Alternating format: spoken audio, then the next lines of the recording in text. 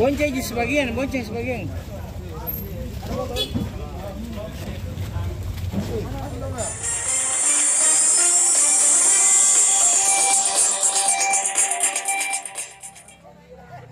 Gegara simpan busur di bawah sadel motor, 17 remaja diciduk polisi.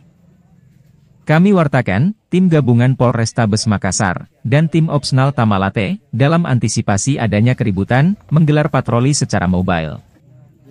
Dalam patroli mobile itu, polisi amankan 17 orang remaja, yang sedang asik berkumpul dan kedapatan menyimpan anak busur panah, di dalam. 21 Mei 2023, malam.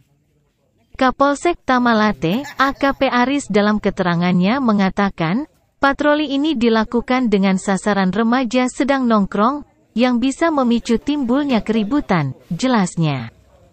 Polisi juga telah mengamankan sejumlah kendaraan, 17 orang remaja yang diamankan, masing-masing akan dipanggil orang tuanya, terang Kapolsek Tamalate.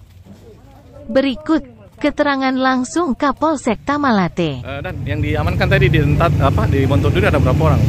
Baik, tadi hasil cipta kondisi mobile, jadi berhasil diamankan anak-anak remaja kurang lebih 17 orang. Yang pada saat pemeriksaan itu salah satu motor itu ditemukan busur, namun yang bersangkutan yang ada motornya itu masih dalam pencarian, tidak ada di tempat. Ini mereka berkumpul dalam kapal. Apakah ini termasuk kelompok-kelompok muda yang sering bikin keributan atau tawuran?